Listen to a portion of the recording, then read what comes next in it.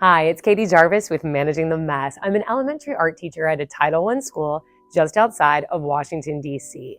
I teach at a school that's very diverse with many English language learners. In this video, I'm going to break down for you how I talk about famous works of art in the classroom. Keep in mind that talking about artwork is something that many people are not comfortable doing. They'll go into an art museum, even as adults, and they might say, oh, I like it, I don't like it, and they just wander around and they don't really know what to say to cultivate a conversation. I've had kindergarten IAs who have sat through my lessons where I have guided students in just the kindergarten level about how to talk about artwork.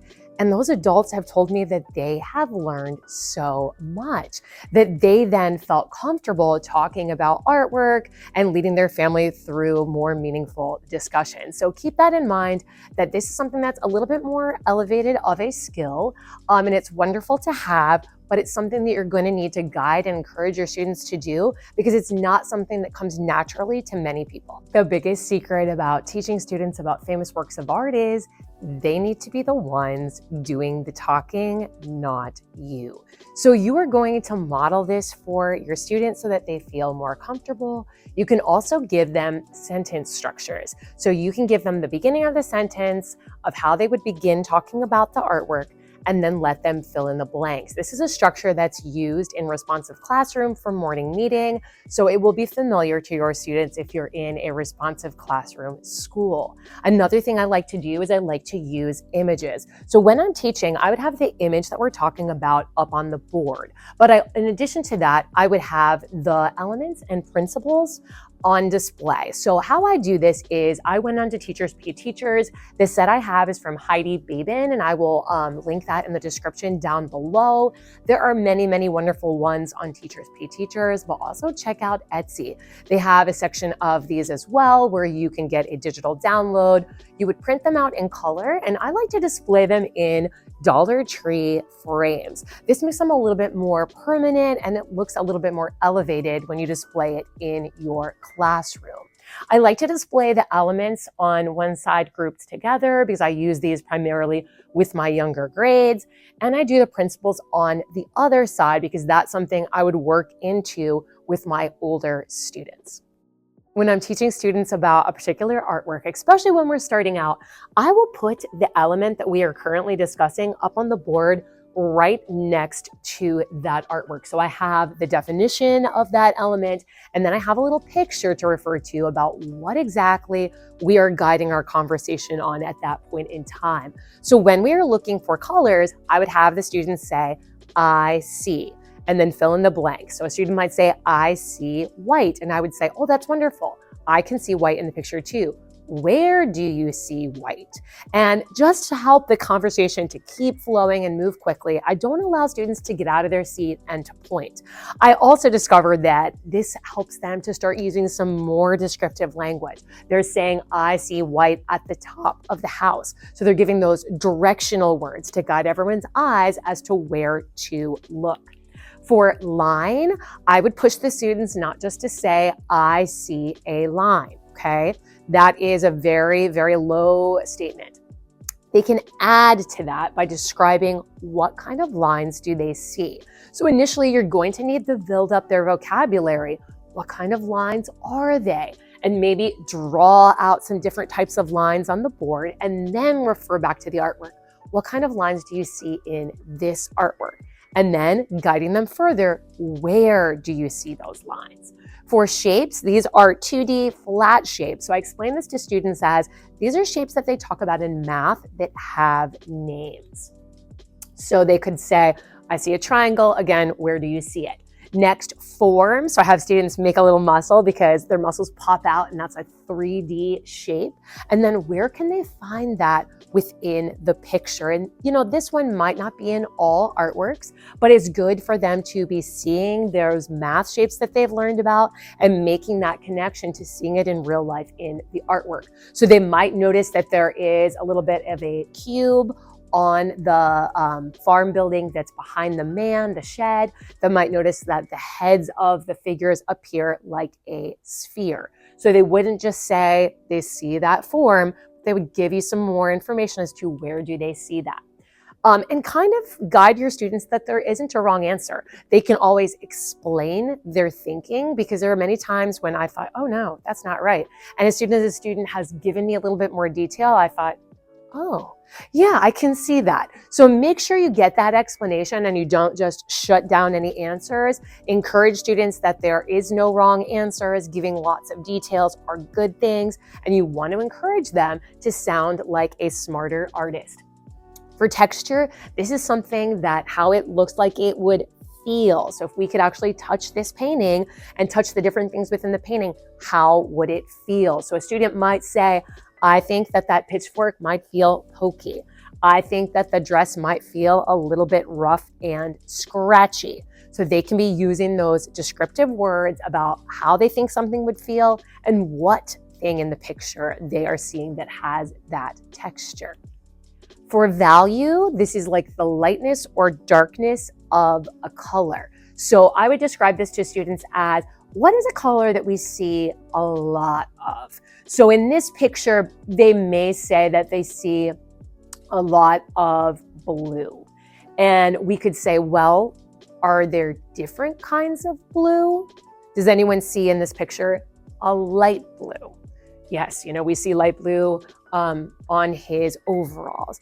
And we also see a different light blue in the sky. So then they get the idea that there are different kinds of blue, and that is showing different values. From light to dark in the same picture, we're seeing different values of blue.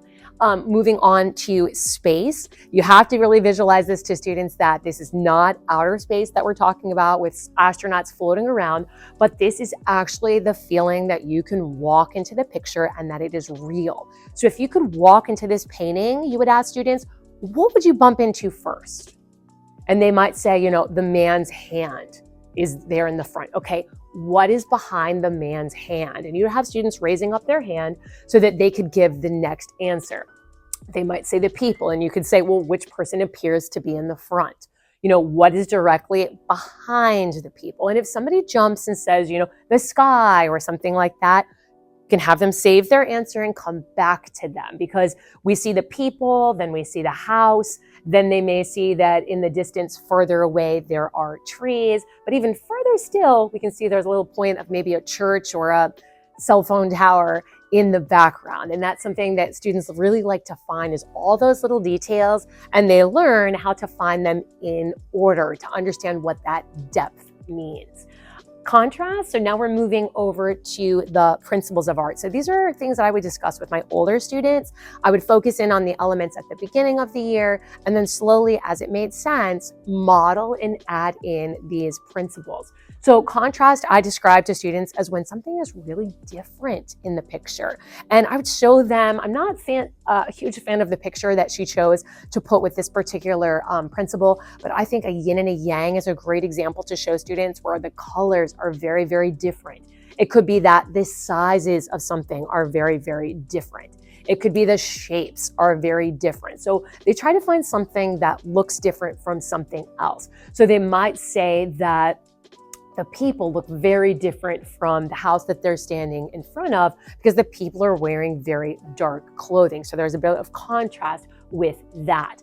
For pattern, this is when something is repeating over and over. So this element is actually, our principle is actually something you could tie into with the younger grades, because they do talk about this from kindergarten on, and they would be able to find patterns within the artwork. They might notice the lines on the houses or the little designs on her dress. For emphasis, I describe this to students as being, what do you notice first? When I first put the picture up, what's the first thing that you see? Or what's the thing that really draws your eyes in? Often when it's a person, it's the eyes of the person, but you want to let the students answer for what particular answer feels right for them. There are no wrong answers.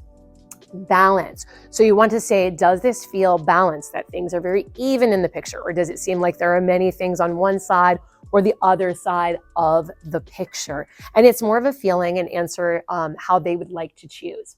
Harmony is when the different parts of the artwork really work together. So when we see them repeating colors, like there is a dark red of her dress, but then I also see the red of the barn, kind of creating a harmony together. They're both wearing very dark clothing.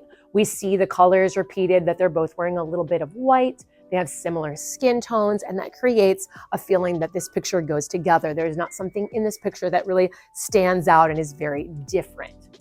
Movement. So students would describe if there's something in the picture that they feel would be moving, and how maybe it would be moving. I also, with this one, will tie in and ask students to think further.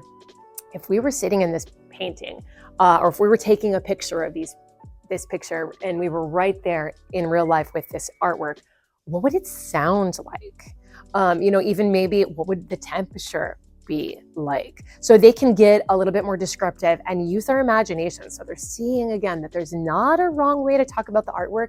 It's their interpretation of what is going on.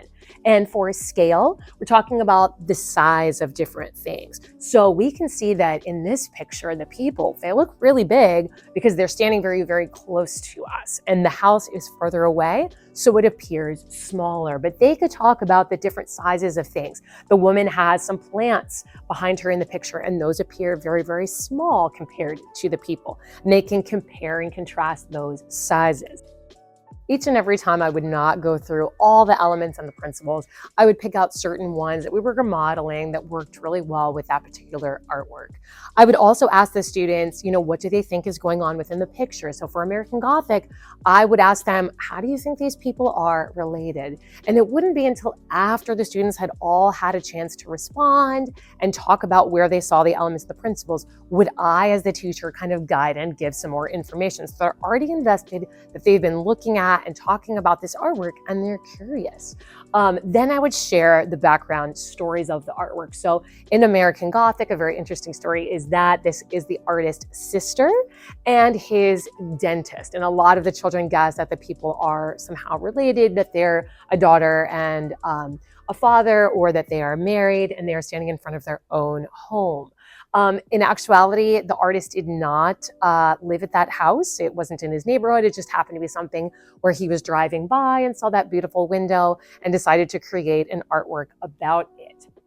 Students also absolutely love looking at art parodies and art spoofs. So I love to put a parody up of something that I know the kids will be interested in, along with the real artwork. And then students can compare and contrast, and they love to see what things were changed.